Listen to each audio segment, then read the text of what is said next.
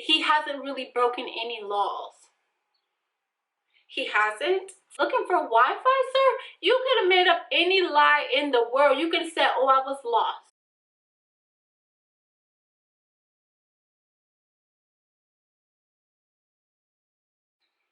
Hey everyone, welcome back to my channel. My name is Laquelle. If this is your first time here. So in today's video, as you guys can see from the title, we are going to be doing a story time video. I've never done one of these before, but I feel like this is something that we all need to hear, women and men, older men, young men, older women, young women, because everybody is a victim of sex trafficking, of kidnapping, rape, murder. It doesn't matter. It doesn't discriminate when it comes to those things. So in this video, we'll be talking about a story that happened to me.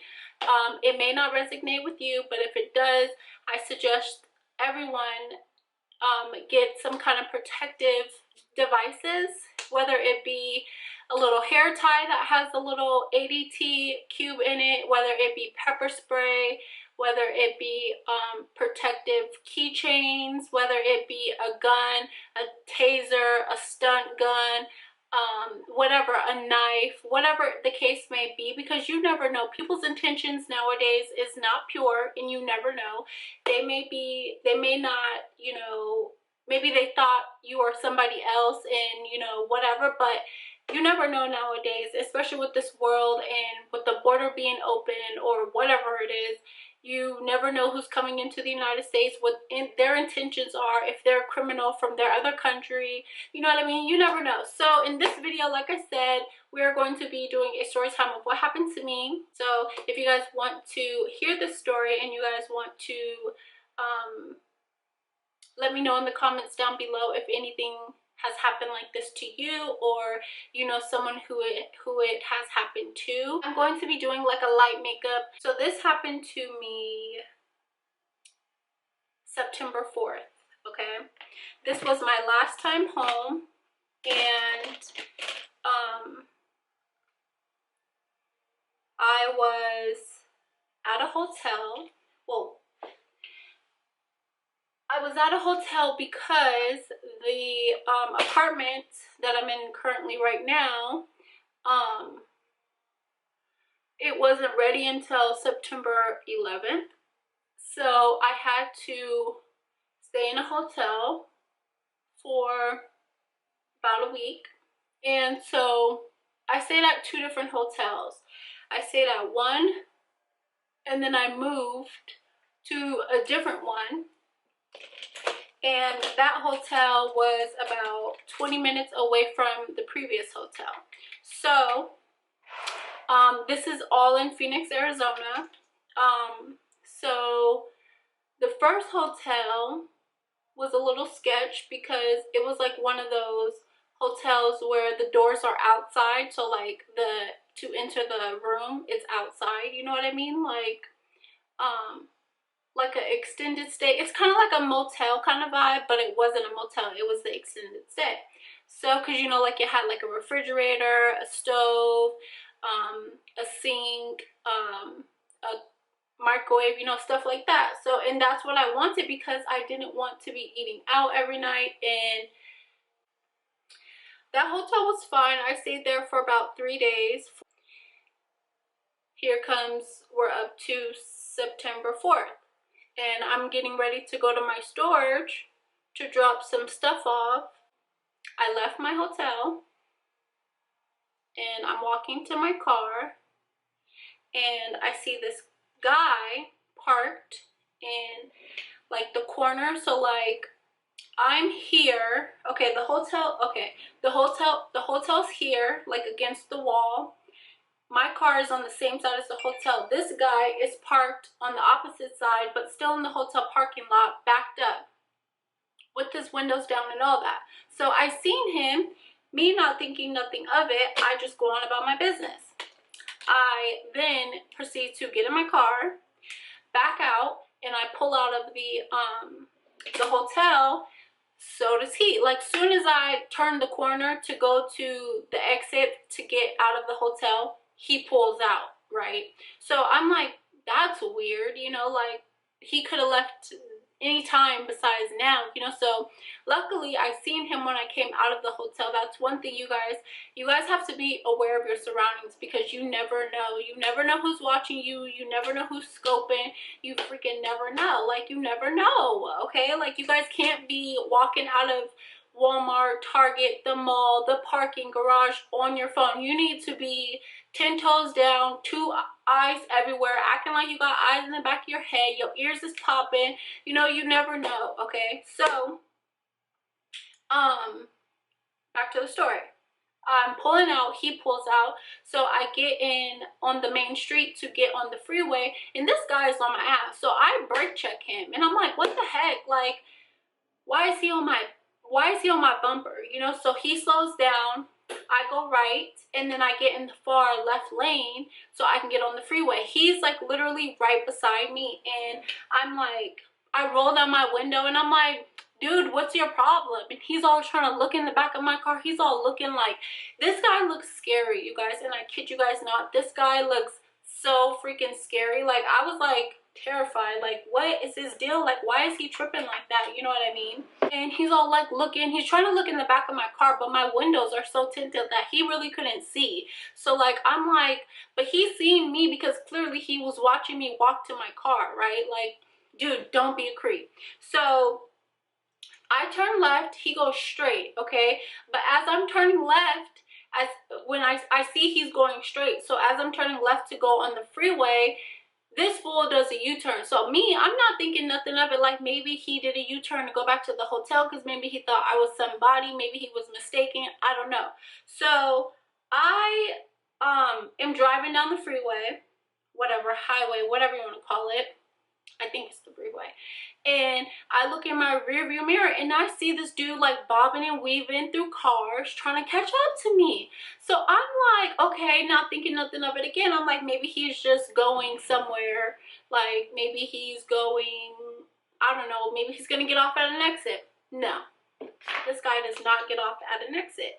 He proceeds to get between cars to come in front of, to get beside me. So I'm like, you know, that's kind of weird that, you know, that he's, you know, following me or going through the same hoops that I'm going to, because I'm trying to get away from him. As fast as he's catching up to me, I'm trying to get away. So I'm bobbing and weaving through cars, and so is he. So I'm like, you know, a little bit nervous that maybe he's like trying to catch up to me. So finally we catch up, he catches up to me, and I'm at a standstill on traffic because it's traffic time, and I'm like, dude, like, stop following me. So he pulls up to me on the side, and I roll down my window, and I'm like, stop following me. We are already now like 10 minutes down the freeway, okay? And I roll down my window, and I'm like, stop following me. Like, what the hell? Like, what's your problem? I don't know you. You don't know me. So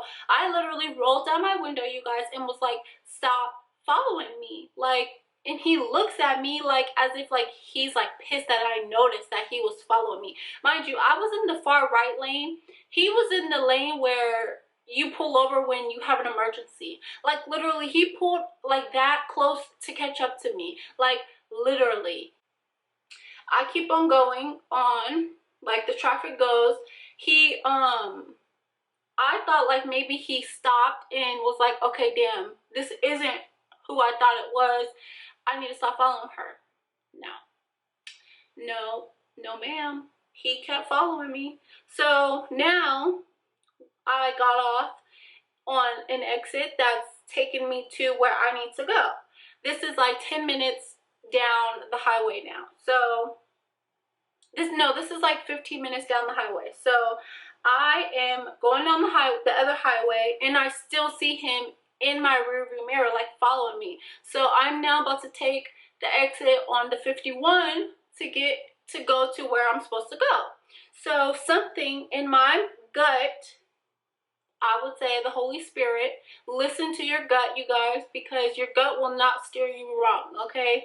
Like, I promise you guys, your gut will not steer you wrong. So something just told me, Laquelle, don't go where you want to go. Call the police. So I call 911 and I'm like, hello, this is Laquelle. There's a car that has been following me for about 20 minutes now. I am 5 minutes away from my destination. Should I go to my destination or what should I do? So the lady was like, where are you? And I'm like, I am about to get on the 51. I'm actually on the 51. I'm about to be passing Thomas. Should I get off on this exit? And she said, how do you know this car's following you? I said, well, I told her the story. I was like, this car has been following me since I left my hotel. I do not know who this person is. I do not know who this man is. I just want him to stop following me. So she's like, okay, what exit are you passing now? And I was passing the exit that I was supposed to be going to. So I tell her and she's like, okay, well, don't get off. Go down to an exit where you can turn around and get back on the freeway, going the opposite way and see if he follows you. So I do that. This guy follows me. So I told her, I said, ma'am, he's following me. Like, he got off and got back on. What do you want to do? She's like, okay.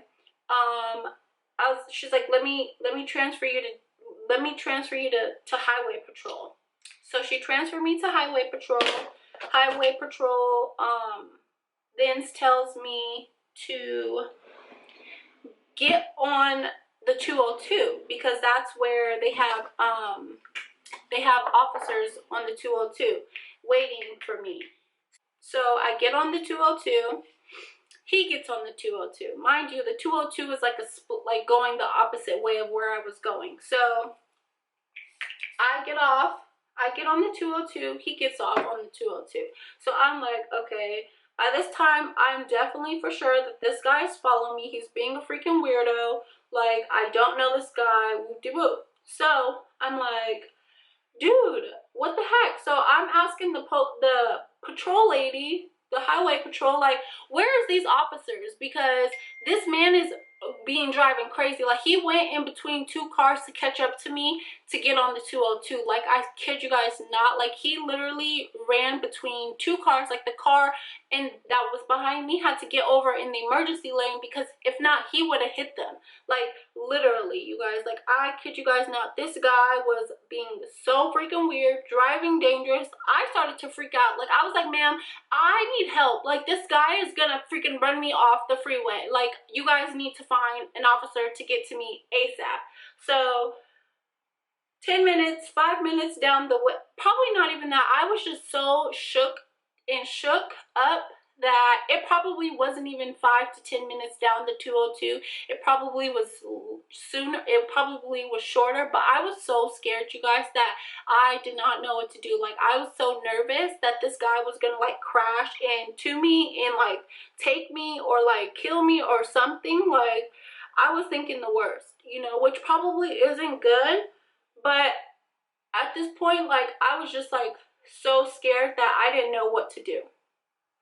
I was just like calling on Jesus. I was just like, protect me, be with me right now, please, Lord, watch over me, you know, stuff like that. And so the lady was like, when you get on the 202, turn on your hazard lights. So I turned on my hazard lights, and she said that that's the way that the patrol officer would be able to notice your vehicle. Finally, I see a state trooper on the freeway. I'm like, thank you, Lord. I see so many police when I don't need them, and then when I do need them, they're nowhere to be found. And that's what I told the lady. I was like, y'all be tripping. This happens all the time. Y'all need patrol, highway patrol on these highways all the time, not just when they need to meet their quota, okay? So finally, they pull him over. And so I'm like talking to the lady, like, do I stop? Do I keep going? She was like, no, ma'am, just keep going, keep going to wherever you're going. Or better yet, can you meet the officer to do a little statement, whoop-de-whoop. So I ended up getting off, meeting the officer at a Starbucks. The same officer who pulled them over. So it took like 20 minutes or so for me to get to the Starbucks so that they could do the investigation with the guy. So the officer meets me and he's like, you know, he asked me, can I show him some information? I do. He asked me my story, and he's all like, so you don't know this man? No, sir, I don't know him. I've never seen him in a day of my life. I don't know him. Like, I've never seen him. He doesn't even speak English, according to the officer. The officers are like, we can't even understand him. Our translator can't even keep up with him because he's speaking Spanish too fast. Come to find out, he was, so we were talking, and he's all like, so I was like, what did he say? Like, what was he doing? And the officer said that he was looking for Wi-Fi. That's what he told the officer. He was looking for Wi-Fi. Mind you, the hotel that I was staying at has Wi-Fi. If he needed Wi-Fi, he could have stayed his little ass at that hotel to be trying to connect to the Wi-Fi. Like, you don't need to follow me. You're on a freeway. You're on 4 different freeways. You followed me for about 20 minutes, sir. Like, what do you mean you were looking for Wi-Fi? Like, why are you lying? Why are you lying? Like, I just don't have time. So then the officers all like, are you sure? He kept on asking me that question. Like, are you sure you don't know him? No, I don't know him. I was like, can't you like take him to jail? Like, he was harassing me. Like, because he was like, I'm sorry, there's really nothing that we can do about this situation because he hasn't really broken any laws. He hasn't. For one, he's harassed me. He followed me off of 4 different highways. He followed me for 20 minutes total. He followed me for 10 minutes after I told him to stop following me. That's harassment, sir. Especially if you don't know me. That's harassment. When someone tells you to stop, that means stop, okay? Like, it don't mean to keep going, okay? It does not. It means to stop.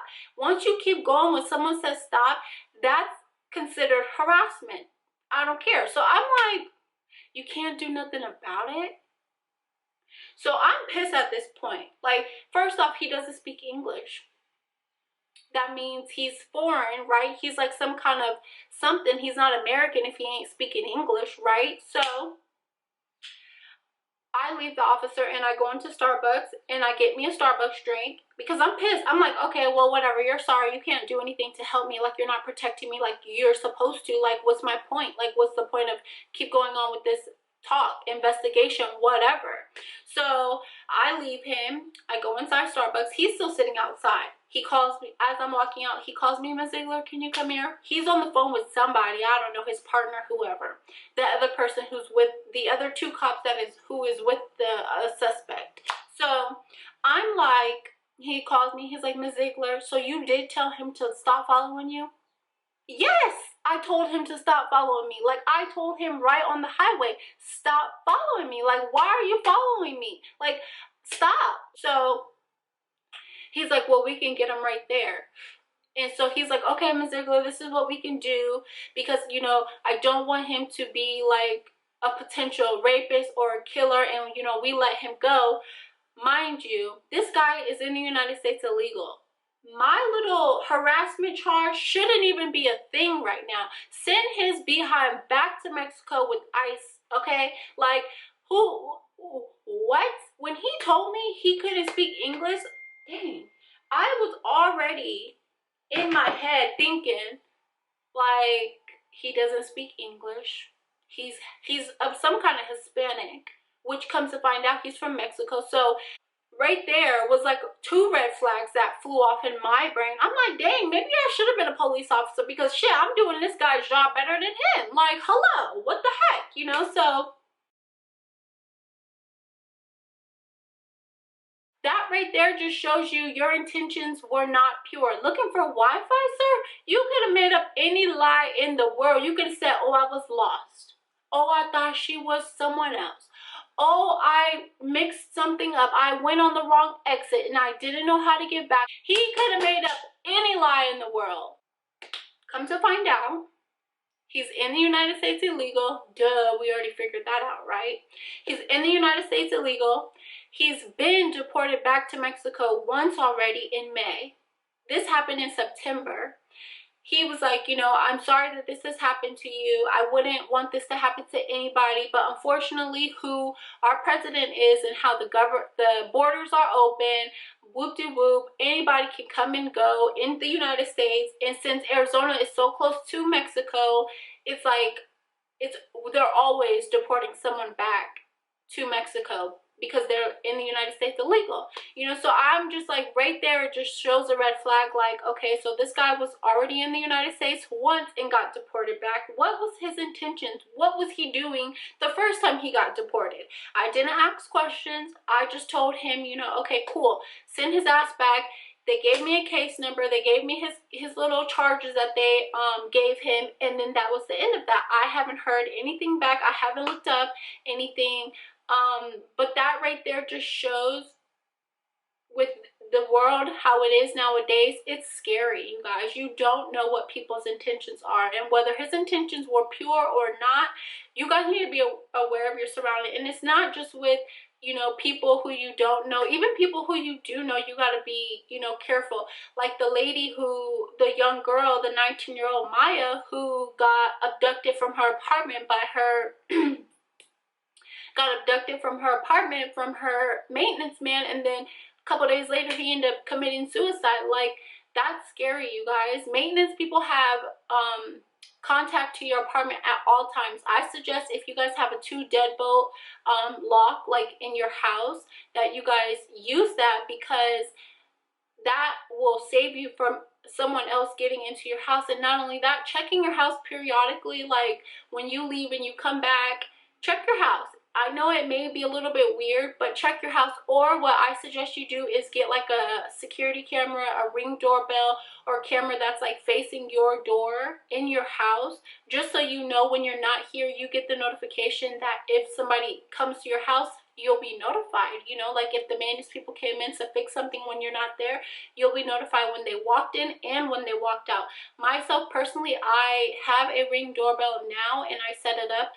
I had one previously, but I never used it. I just set it like on my refrigerator just for that reason, because I wanted to protect the privacy of my the person who I lived by. So, but now I have that same issue, but I don't care anymore. Like, I'm gonna protect both of us at this point, because you never know, you know. I don't want the maintenance people in my house for a longer time than they need, you know what I mean? And I'm sure my neighbor doesn't either. So with that being said, you guys, I suggest you go out and get you some type of protection. Again, whether it be a stunt gun, taser, a pepper spray, bear spray, a gun, whatever the case may be. The ADT, they actually have like necklaces, they have bracelets, they have hair ties. You can wear it anonymously and nobody will ever know. I suggest everyone get out and get something to protect themselves, a knife, whatever, a bat, something in your car that you can pull out and, you know, whatever. If you're not comfortable with the gun, I'm not saying go out and get a gun, but if you are, go out and get a gun. With that being said, just be careful out there, ladies and gentlemen. I really do not wish this upon anybody. You never know how it feels until it happens to you. Like, I always hear stories.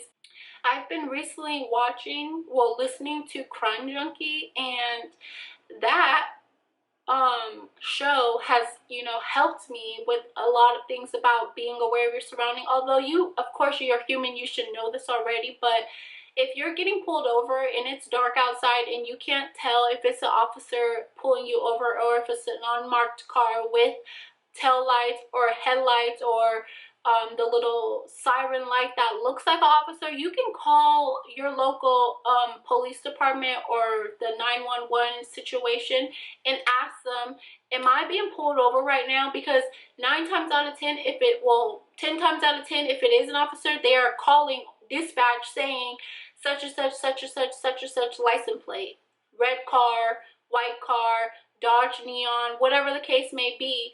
They're calling that in. Like, they're not gonna just pull you over and not allow or not alert dispatch to know what's going on. So, and that I learned from Crime Junkie, and I also asked the officer about that, because you never know. Like, in Crime Junkie, there was an episode where a girl got abducted from a fake police officer and ended up dead, and then one got away, and that's how they caught the guy. So I'm just saying, you guys need to protect yourself, take precautions, keep something with you guys. Never stay in a parking lot on your phone. Never stay in an area on your phone where you're by yourself and you're in an open area where anything could happen, you guys. Never park next to a van. Never park next to a truck that you don't know or it's blocked off. Never park close to anyone at this point. Like, I park the furthest away from anyone in the Target parking lot, the Walmart parking lot. If I park close to an area, it's because I'm just running in and out and it's daytime. Especially if it's nighttime, do not park next to weird cars, you guys. You guys go with your intuition, go with your gut, because like I said, 9 times out of 10, it's telling you the truth. So that's all I have for this video. If you like this video, be sure to give me a thumbs up, you guys. Subscribe to my channel if you ain't already part of the squad. And thank you guys so much for watching. Please be safe out there. Bye, guys.